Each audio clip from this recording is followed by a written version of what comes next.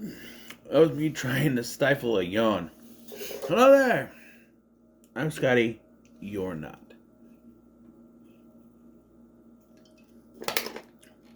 I am Superman. Me, I'm Superman.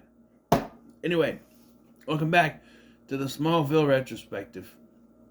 We're talking about Season 7, Episode 10? Yes, 10. Persona! So, now that we know that it is in fact Bizarro, they call him the Phantom in the episode, but they do mention the word bizarre. It is Bizarro. It is even weirder to see him sort of happy with Lana, and everything with the Grant Gabriel storyline comes to a heat and a very unsatisfactory ending. I hate how they dealt with this. It's just, we'll get to it. And we get another Superman cameo. Legendary Superman actor cameo. We'll get to it. So,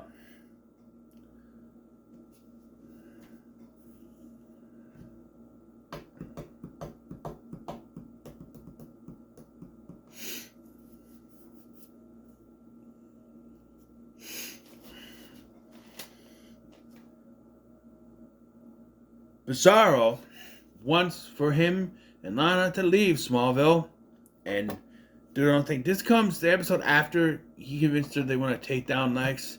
And I was like, oh, let's leave Smallville. Let's get out of here. Let's go. Let's do that.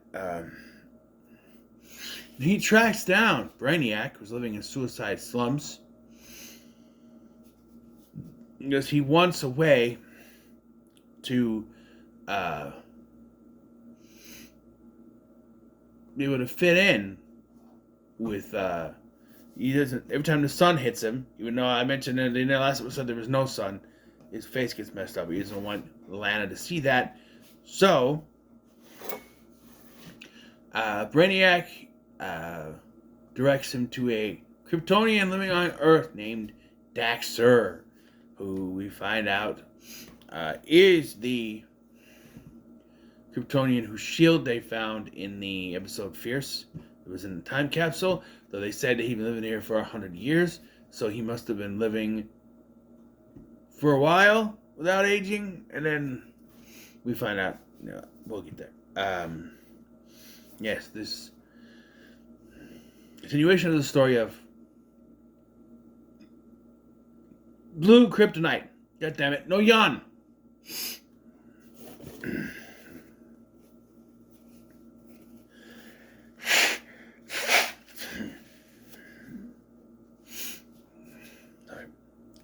But to find him, they need the Kryptonian shield, something that was a marker that had been left behind, which we know was found, but he doesn't know.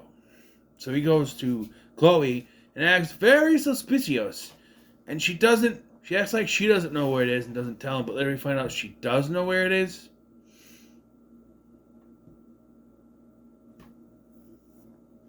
And we can discern who is who, because Clark does come back, spoiler alert, because he's wearing a red shirt with a blue jacket, and when Clark comes back, he's wearing a blue shirt with a red jacket. So, yeah. Meanwhile, Grant gives Lex the riot act, and Lex tells him to stay away from Lionel. He doesn't listen. He goes to tell Lionel the truth, that he is Julian Luthor, a clone created in a lab. And of course, Lionel immediately wants to have a relationship with him, and Lex, seeing this, just cannot let that happen. He's very angry. He fires Grant. This is later in the episode, but I'm doing it now. He fires Grant from the Daily Planet, and he walks out on him. We'll come back to it later in the episode. I just want to read it now. Stop with the yawning. Stop. I'm not going to yawn for you tonight. No. So,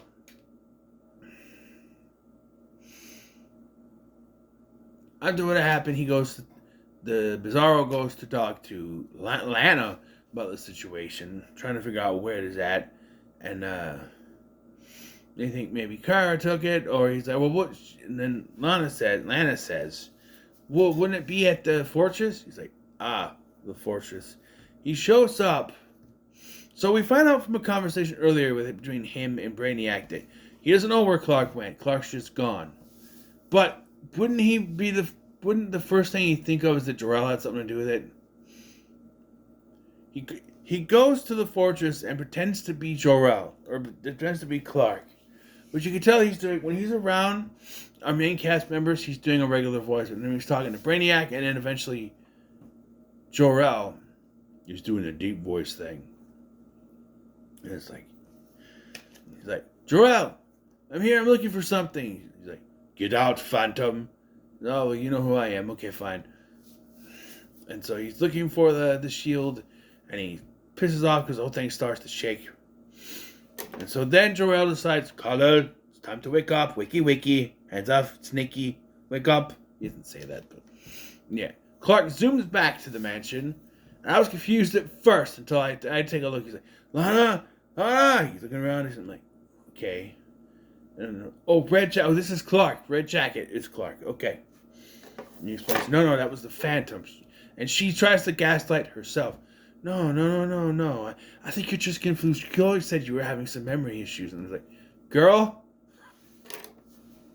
you are gaslighting yourself if you think that. No.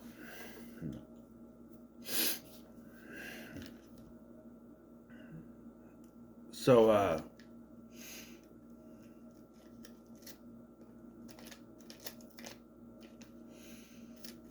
it has to be. So, wanting to find help, Clark goes to Lionel. Now, at this point, Brainiac and Bizarro have decided to form a team to take him down on both points. This is not Lionel he talks to. This is Bizarro pretending to be Lionel. And tells him to track down Daxter. That's how you know. There's a Kryptonian called Daxter. You need the shield. And he figures that out. But he can't find it. He goes to talk to Chloe. And Chloe is like, you were here earlier. He goes, no, that was the Phantom. I need to find this shit. That's what he was talking about. She's like, no, Chloe, it's me. Look, if it was, he's like, from what you told me, you're exactly the same in every single way. But if I stepped into the sun, then there would be the sun would turn me. This is my face. So he does it, direct sunlight, and she's like, oh. She goes, well, I took it. So it means she knew where it was, but didn't tell him earlier.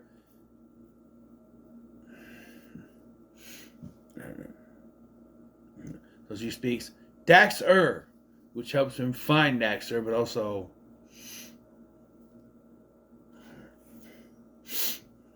my nose is bugging me right now. Hold on. Sorry about that. I hate about winter. Your nose gets dry. Anyway, where was I? When Chloe gets into shield, he says Daxter. Then he finds him. It locates him. But so does Brainiac. Clark goes to talk to him. And we find out that Daxter is actually played by Mark McClure, the original Jimmy Olsen from the original movies and Supergirl. Yes, Supergirl movie, not the show. Yes, it is the original Jimmy Olsen. I like Mark McClure as Jimmy Olsen. He was also Marty's older brother Dave in the Back to the Future movies. Well, the first one. And he has a deleted scene in the second one I wish was kept in because that's a pretty funny scene. He's homeless. No one gets a hot fan mention. You idiot son, Dave! Yeah.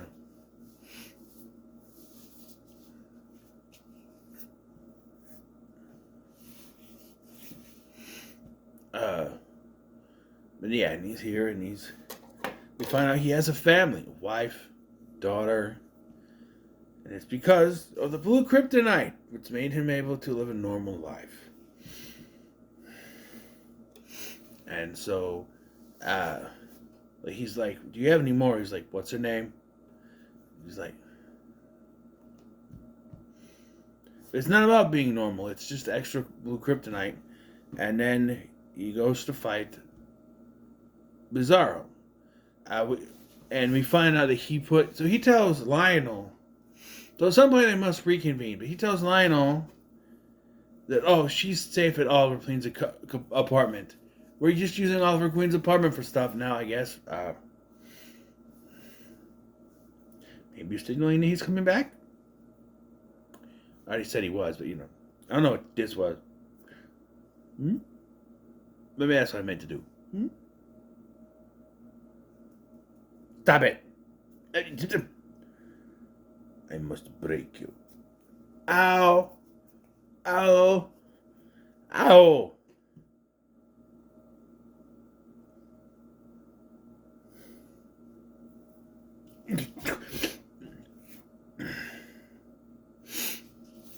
Anyway, if we're quite done, that's what I thought. So,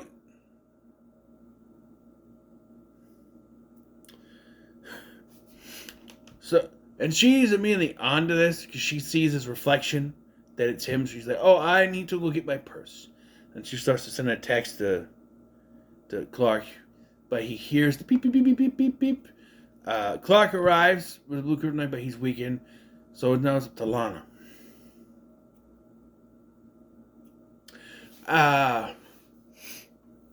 Lana pretends that we think it's pretend. She's like, trying to, Lana, you and I, we were in love. It was the most. She's like, you're right.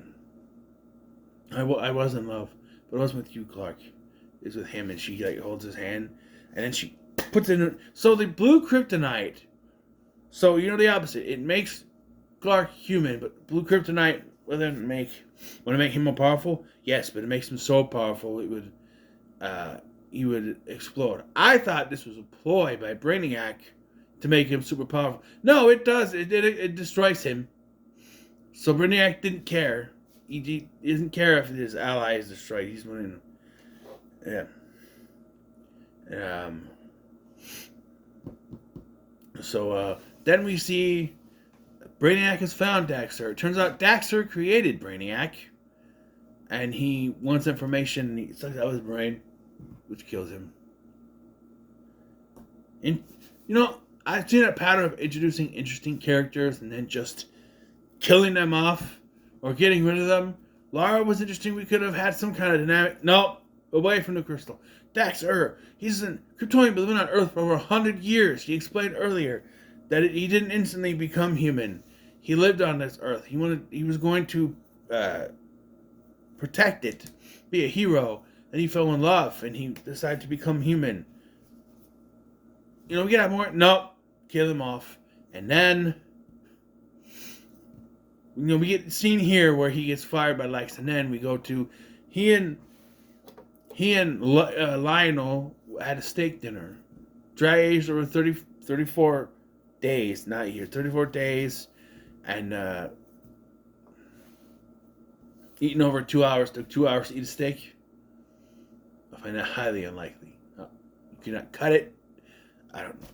But just as they seem to be father-son bonding, someone comes, give me your wallet!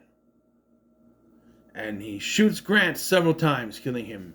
And we cut to the next scene, implying Lex was behind it.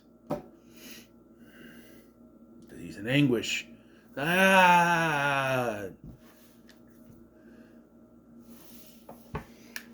Yet another interesting plot point we're just going to sweep under the rug because it's run its course for the writers. This could have been something else. Right? It could have been. And nobody else ever learns the truth besides Lionel about this. I don't think it ever comes up again. I don't think, for all intents and purposes, it's not mentioned or anything. I don't know. I have to watch the next episode, but I don't know. And with Oliver coming back, it would be an interesting dynamic. If he's away from Lex, he's no longer the boss, they can date again, and it becomes, we don't need him anymore. Sweep under the rug. He's dead now.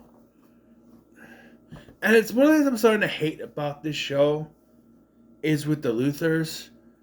Every single idea the writers come up with the Luthers is, we'll just have them kill them. Like every time there's a loose end, the Luthers took care of it. One of them killed someone. It's like, it's gotten old. It's 7 years. This has gotten old.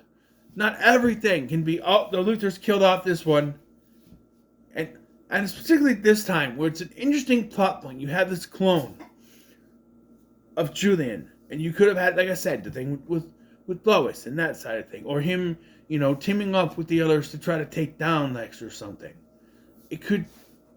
No, we don't need him anymore underneath. It's run its course, according to the writers. There could have been more. There could have been more to this. If ultimately he died by the end of this season, fine. But to just... We don't need him anymore. Right in the middle, you could do more with this character. It's just bullshit. It makes the whole point of having this character here.